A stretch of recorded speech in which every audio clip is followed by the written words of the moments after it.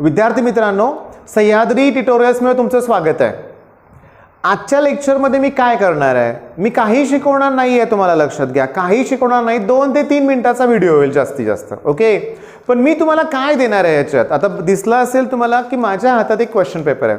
Okay, मी तुम्हाला बऱ्याच वेळा सांगितलंय की मी साताऱ्यात राहतो आणि साताऱ्यातील यशवंतराव चव्हाण म्हणजे YC कॉलेज आम्ही त्याला म्हणतो म्हणूया आपण. ठीक आहे, YCIS इन्स्टिट्यूट ऑफ सायन्स म्हणूया आपण. हे जे कॉलेज आहे ना हे बेस्ट आहे. ओके, कॉलेजमधले शिक्षक त्यांच्याकडे भरपूर अनुभव आहे, त्यातले बरेचसे पेपर सेटर पण आहेत. लक्षात घ्या, माझा गेल्या 10-12 वर्षाचा अनुभव असा आहे. लक्षात घ्या की YCचा पेपर हा एवढा इम्पॉर्टंट असतो की यातलेच क्वेश्चन बोर्डला येणार म्हणजे येणार. मग मी तुम्हाला प्रिलिम 1 आणि प्रिलिम 2 चे YCचे पेपर प्रोव्हाइड करणार आहे या लेक्चरमध्ये. ओके, मी तुम्हाला डिस्क्रिप्शनमध्ये देण्याचा प्रयत्न करेन किंवा टेलिग्राम. ओके, टेलिग्रामला मी तुम्हाला त्यात ते पेपर प्रोव्हाइड करेन. मग एक काम करूया का भावनो, पेपर तर मी प्रोव्हाइड करणारच आहे, पण त्याच्या अगोदर अनालिसिस करूया.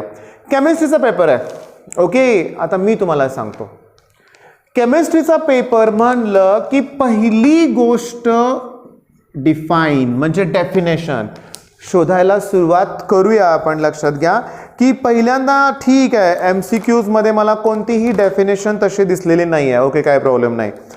व्हेरी शॉर्ट आन्सर क्वेश्चन मध्ये define enthalpy of fusion.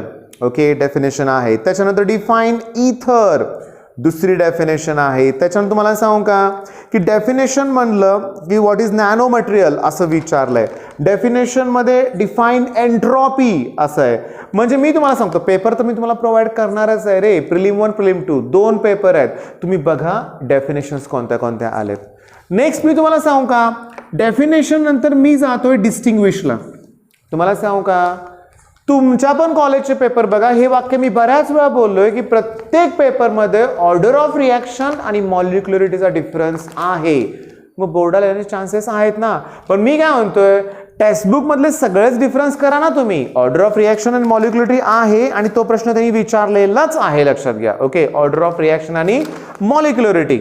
Okay, आता त्याच्यानंतर तुम्हाला मी सांगतो की त्याच्यानंतर बघा क्लिअरली सांगतो IUPAC नॉमेनक्लेचरचा एक तरी क्वेश्चन असतो आणि आहेच. ओके, त्याच्यानंतर तुम्हाला सांगू का नेम रिॲक्शन. आता नेम रिॲक्शन काय काय आलं बघूया. थोडंसं वाचतो बरं का, मी अगोदर पॉईंट आउट करून ठेवायला पाहिजे होतं पण काय हरकत नाही. नेम रिॲक्शन मध्ये आहे Hofmann's bromamide degradation reaction. Hofmann bromamide degradation reaction. Okay, त्याच्यानंतर तुम्हाला मी सांगू का अल्डोल कंडेन्सेशन. ठीक आहे, अल्डोल ॲडिशन रिॲक्शन म्हणलंय, अल्डोल कंडेन्सेशन. ठीक आहे, म्हणजे ह्या नेम रिॲक्शन आहेतच. ओके, आता मी तुम्हाला सांगू का त्याच्यानंतर बघा नेम रिॲक्शन्स तर तुम्हाला करायच्याच आहेत आणि त्याच्यानंतर आता डेरिवेशन्स. ओके, काय सांगा डेरिवेशन्स.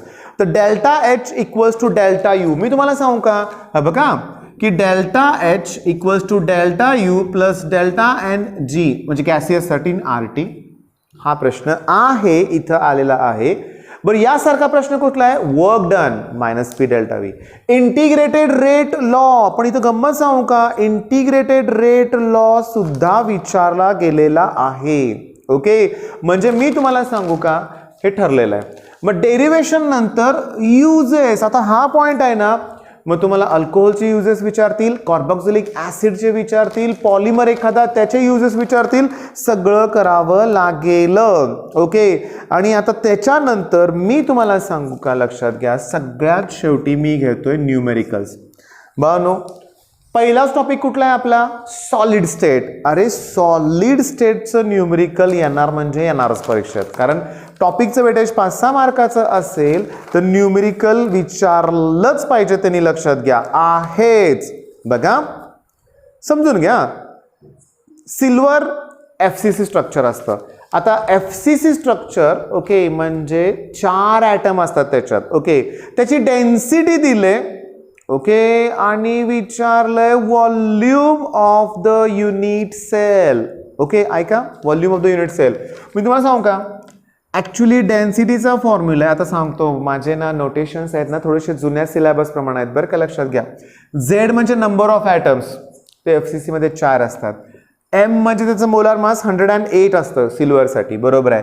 ए क्यूबच्या ऐवजी व्हॉल्यूम लिहितोय आणि इंटू ॲव्होगॅड्रोज नंबर. डेन्सिटी दिले, झेडची व्हॅल्यू 4, 108 दिलंय, ॲव्होगॅड्रोज नंबर नाही दिला, पण माहिती आहे तुम्हाला काय असतो ॲव्होगॅड्रोज नंबर 6.022 इंटू 10⁻23. मग विचारलंय काय व्हॉल्यूम, हे इकडे घ्या, क्रॉस मल्टिप्लिकेशन करा आणि सॉल्व करा. 3 मार्काचं न्यूमेरिकल फिक्स लक्षात घ्या. ओके, आता त्याच्यानंतर न्यूमेरिकल्स कुठले आहेत तुम्हाला सांगतो जे येणारच परीक्षेत. एक तर थर्मो, नाहीतर इलेक्ट्रोकेमिस्ट्री, नाहीतर केमिकल कायनेटिक्स. अरे प्रत्येक टॉपिक मधलं न्यूमेरिकल येऊच शकतं लक्षात घ्या. मी तुम्हाला सांगतो, म्हणजे आणखीन आयोनिक इक्विलिब्रियम पण आहे. एक पीएचचं न्यूमेरिकल विचारलंय, त्याच्या खाली इलेक्ट्रोकेमिस्ट्रीचं न्यूमेरिकल आहे. त्याच्यानंतर पुन्हा तुम्हाला सांगू का हे कशातलं आहे रे, बघा बघू. Sulphur dissolved in carbon disulphide, boils at, म्हणजे अगोदरचा बॉइलिंग पॉईंट दिलाय, इलेव्हेशन इन बॉइलिंग पॉईंट दिलाय म्हणजे सोल्युशन. तर माझं म्हणणं असं आहे की प्रत्येक टॉपिक मधलं एक एक न्यूमेरिकल येणारच, हे लक्षात घ्या. तुम्हाला न्यूमेरिकल्स करावेच लागतील लक्षात घ्या. ओके, आता मी तुम्हाला गेल्या आठवड्यात ना मी केमिस्ट्रीचं काय करायचं तुम्हाला सांगितलेलं. तुम्हाला सांगू का, मी तुम्हाला जे पेपर प्रोव्हाइड करतोय ना, आता मी तुम्हाला रिक्वेस्ट करतोय बाळांनो, तुम्ही प्रत्येकानं काय करा, तुमच्या कॉलेजचे पेपर ना जमलं तर टेलिग्रामवर शेअर करा. मी त्याचं अनालिसिस करेन. पण सांगू का, हेच प्रश्न दिसणार आहेत तुम्हाला, दुसरं काय असणार आहे. पेपर सेट डेफिनेशन तर विचारणार ना. तुम्हाला सांगू का आता काय करायचं आहे, अजून सांगतो. स्ट्रक्चर्स म्हणजे ज्या ठिकाणी तर सल्फर डायऑक्साईडचं स्ट्रक्चर या पेपरमध्ये विचारलंय, करा ना. सल्फर डायऑक्साईड बेंट स्ट्रक्चर असतं असं लक्षात घ्या. ओके, sp2 हायब्रिडायझर येतो, बॉन्ड अँगल 120 तुम्हाला माहिती आहे, मग हे सगळं तुम्हाला करावं लागेल. ओके, आता याच्यात एक दिसतोय प्रश्न, तो मी तुम्हाला नेहमी सांगतो की तुम्हाला रिॲक्शन करत असताना फिनॉल आणि ग्लुकोज यांच्या रिॲक्शन कराव्याच लागतील. आता ऐका, पेपर झाल्यानंतर मी मुलांना विचारलं फिनॉलचं काय विचारलं होतं का, नाही म्हणले बरं का. हे असं होतं माझ्या बाबतीत नेहमी लक्षात घ्या.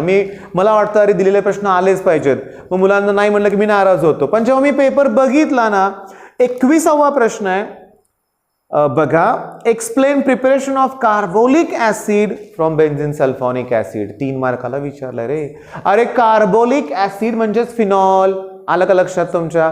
मग असा गोंधळ नकोय बरं का. आता ग्लुकोजचं पण विचारलेलं असेलच, नक्कीच लक्षात घ्या. ओके, आता आणखी महत्वाचं बरं का, स्ट्रक्चर प्रमाणे तुम्हाला सांगू का की वेगवेगळ्या प्रोसेस आहेत, त्यातलं मी म्हणतोय कॉन्टॅक्ट प्रोसेस विचारली गेलेली आहे. आणि प्रिलिम 2चा पेपर आहे माझ्याकडं, त्याचप्रमाणे प्रिलिम 1चे पण पेपर आहेत माझ्याकडं. हे सगळ्या पेपरचे फोटो काढून याची मी PDF तुमच्याबरोबर शेअर करतो, लक्षात घ्या. ठीक आहे, बघा केमिस्ट्री 1 म्हणजे केमिस्ट्री 1 नाही, प्रिलिम 1 म्हणूया आपण. ठीक आहे, आता प्रिलिम 1चा केमिस्ट्री पेपर सुरुवातीला मी प्रिलिम 2 का तुमच्यावर शेअर केला माहिती आहे का. प्रिलिम 2ला ऑलमोस्ट सगळा पोर्शन असतो ना, प्रिलिम 1ला कमी असतो पोर्शन. असू दे, काय हरकत नाही. क्वेश्चन कोणते आहेत बघा. ओके, पॅकिंग इफिशियन्सी तुम्हाला माहिती आहे का, FCCला ते डिलीट केलंय, पण सिम्पल क्युबिकला आय थिंक 58-68 असं बघा, आठवा पॅकिंग इफिशियन्सी. डिफाईन डेफिनेशन आहेत. डिस्टिंग्विश बिटवीन ऑर्डर अँड मॉलिक्युलरिटी, तोच प्रश्न म्हणजे प्रिलिम 1ला पण तोच, प्रिलिम 2ला पण तोच. ओके, थांबा. डिफाईन हुडकायचं, डिस्टिंग्विश, IUPAC हुडकायचं, नेम रिॲक्शन्स हुडकायच्या, आणि अजून सांगतो डायग्रॅम. इथं सिम्पल हायड्रोजन इलेक्ट्रोड SHA विचारलंय. ओके, नेम रिॲक्शन, हो एक एक पटकन आठवायला बघा, म्हणजे तुमच्या लक्षात आलं का बाळांनो, लॉज करायचे अजून. म्हणजे मी तुम्हाला पेपर प्रोव्हाइड करतोय ना, तुम्हीच अनालिसिस करा. लक्षात घ्या त्या पेपरमध्ये काय काय आहे. ओके, भरपूर क्वेश्चन आहेत बरं का. ओस्वाल्ड डायल्युशन लॉ म्हणजे लॉ आहे, डेफिनेशन्स आहेत. ओके, हेस लॉ पण विचारलाय, कारण प्रिलिम 1ला कमी पोर्शन असतो ना, लक्षात घ्या. त्याच्यामुळं जास्तीत जास्त प्रश्न त्या टॉपिकमध्ये विचारले जातातच. ओके, आता हे झालं केमिस्ट्रीचं बरं का. मग तसं फिजिक्स पण आहे, पण मी तुम्हाला सांगू का, फिजिक्स म्हणलं की ठरलेला असणार आहे पॅरलल ॲक्सिस थेरम. ओके, ठरलेला असणार आहे orbital magnetic dipole moment EVR/2 आहेच. Parallel axis, define magnetisation. Okay, theorem of parallel axis. त्याच्यानंतर तुम्हाला सांगू का, ओके, हे सगळ्यात महत्त्वाचं जुन्या सिलेबसमध्ये स्टेशनरी वेव्स असं नाव होतं लक्षात, सुपरपोजिशन ऑफ वेव्ह असं नाव आहे. त्यात तुम्हाला व्हायब्रेशन ऑफ स्ट्रिंग, पुन्हा स्टेशनरी वेव्स, त्याचं analytical formation, pipe open, pipe close असे क्वेश्चन्स आहेत. मग बाळांनो, मी तुम्हाला अगोदरच व्हिडिओच्या सुरुवातीला बोललो होतो की मी शिकवणार तर काहीच नाही आहे, लक्षात घ्या. पण मी जे आज तुम्हाला प्रोव्हाइड केलंय YC पेपर आहेत, अतिशय महत्त्वाचे आहेत सिरियसली. आणि दुसरं पण आमच्या इथं कॉलेज बेस्ट आहे, सयाजीराव महाविद्यालय, त्यांची पण प्रिलिम सुरू आहे, ते पण पेपर मी तुम्हाला प्रोव्हाइड करेन. काय करायचं एवढ्या पेपरचं? अनालिसिस.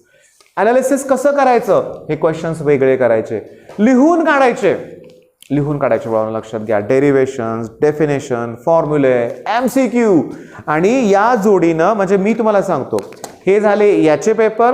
पुन्हा क्वेश्चन बँक मधले PYQs अगोदरचे आणि क्वेश्चन बँक, ह्या सगळ्याचा अभ्यास करून आपण चांगले मार्क मिळवायचे. मग करा अभ्यास. बेस्ट ऑफ लक. धन्यवाद.